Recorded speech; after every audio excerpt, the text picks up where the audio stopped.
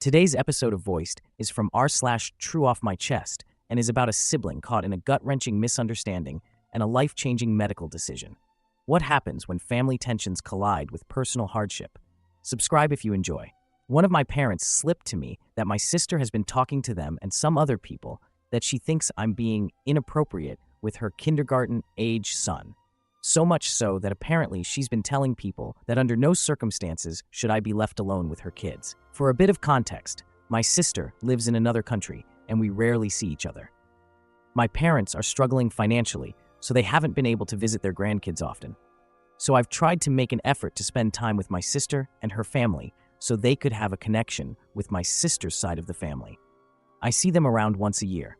She has a son and a daughter who both seem to like me. But maybe because I am a man, her son seems to like me a lot.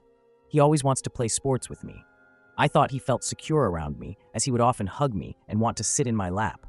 I myself didn't initiate any physical touch outside of maybe putting my arm on his shoulder or picking him up from under his arms.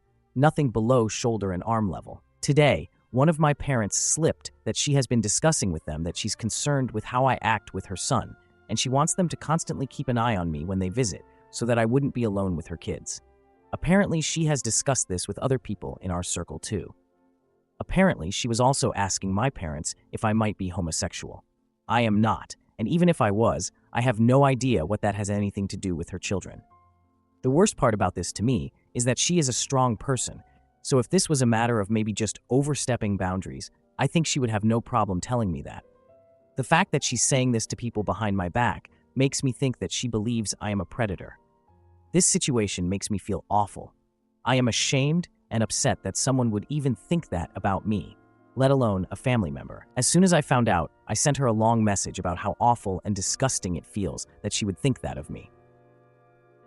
I also stated that I understand if she is being cautious as a parent, but that we shouldn't be in any contact with each other anymore. After thinking about the whole situation for a couple of hours, I remembered that when I was a teenager, she saw a news article about some young man who stabbed a woman to death, and she went crying to our parents saying that she's afraid that's what I'll turn into.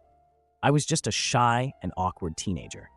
We generally got along okay, so I don't understand why she would think that lowly of me. To add some context, I am a completely average person who has a steady job. I have many friends, and I've had long-term relationships with women. I don't have any characteristics that would make me come off as a loner or somehow creepy. Got a response. She apologized about how things went down and that she meant to bring it up with me. Apparently, the issue was that she felt that things like kids sitting in my lap were okay for a 2 to 3-year-old, but not when they're 5 to 6, which made her uncomfortable. This is completely understandable to me, but a lot of trouble could have been saved by communicating this to me personally. She said it was nothing personal and hopes I can understand her one day, but with the comments and all, it's kind of hard not to see it that way. I am a bit relieved there are no serious accusations being thrown around, but I still don't think this is a mendable relationship, so I will be staying out of her life. Thank you for all the supportive messages. Final edit months later, since people ask for updates, she occasionally sends me a message as if none of this happened. I haven't responded and don't intend to. Wow. Reading that heartfelt reflection on a family bond strained by misunderstandings really highlights how complex our relationships can be, especially when we're not communicating openly. It's clear that moments of misunderstanding can lead to deep feelings of betrayal and hurt. The way this person navigated their emotions will resonate with many of us who faced similar challenges in our relationships. Now, shifting gears from family dynamics to a completely different kind of vulnerability, let's delve into a life-altering experience that stems from choices made over the years. This next story immerses us in the raw emotions of facing a medical crisis and the profound fear of how it might impact relationships with loved ones.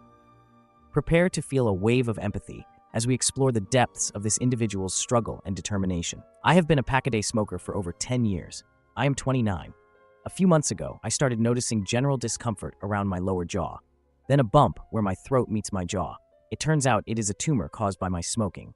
It is growing. My whole right side of my jaw is swollen. Tomorrow, I'm having surgery to remove the tumor, but it has grown so much that they're going to take off the right side of my jaw and part of my throat. I'll be left with a deformed absence of flesh and bone in the right side of my face and a hole in my throat. I'll speak through a machine. I'll be deformed and mutilated. I have a 4-year-old son, the only joy in my life. and tomorrow I'm going to look like a monster to him. Tomorrow I'm going to ruin my life. I'd rather be dead. I'd rather let the tumor grow and suffocate me. The thought of seeing my son's horrified face when he sees me after they're done fills me with dread that I cannot describe. He calls me his best friend. He tells me he loves me when I put him to sleep, and I'm going to betray his love and turn into a monster when they remove 40% of my mouth. If you smoke or vape, I beg you, stop. Listen to the guy who's about to have his heart ripped out. Just stop. Oh God, I'm about to lose my boy. Just stop smoking. I just wanted to share this as a warning. I didn't expect so much attention. I have seen my boy, my big guy, my brave little dude. This was our interaction. Oh, Daddy has a big injury. Daddy, look at my Spider-Man shoes. They make lights. He then stomped his feet to make his shoes light up. They are, in fact, quite cool. He is being so strong and patient with me. He asks me why I don't talk, but his mom is helping him through it. She has been a blessing. He hugged me and asked me to make bubbles with him before he left today. He told me he loved me without me saying it first. I can tell I am scaring him a little bit. His eyes tell me, his body language. But I think it'll be okay. After reading all of your messages, all of your experiences, all of your wisdom, and all of your love, I think it'll all be okay eventually. He loves me, and I love him more than anything else that there is to love. We will find a way. I am seeking reconstruction for my face and throat. It will be a long, difficult process, but it will happen. I'm going to do whatever it takes to make my son feel safe and comfortable. I owe it to him. I owe everything to him. To all of you who smoke, about 6 to 7 months ago, I first went to the doctor to see if I had smoking-induced cancer. I didn't ask enough questions and didn't push hard enough. He did blood work for autoimmune disease instead and gave me a 10-second physical examination. He told me I was stressed and maybe had a throat infection due to excessive stress and smoking. I trusted him and changed nothing about myself. He was wrong. You are wrong to continue smoking, thinking that nothing will happen to you. Smokers, part of my jaw is gone. Part of my throat is gone. My life is irreparably changed. My relationship with those I love is forever changed, and it is all my fault. I will die with this mistake on my soul. You don't have to be like me. Stop smoking. Before I delve into today's posts, please consider subscribing for more engaging content like this. Wow, the emotional weight of those stories is something else. The first post really highlights how communication can lead to misunderstandings and that assumptions about someone's character can have detrimental effects on family relationships.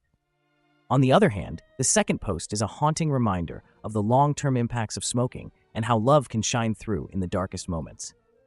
It's incredible how a child's love can give someone strength during such a challenging time. What do you guys think about these situations? Let me know your thoughts in the comments below. Thank you for listening to today's episode of Voiced. If you enjoy daily high-quality stories, please like and subscribe to show your support.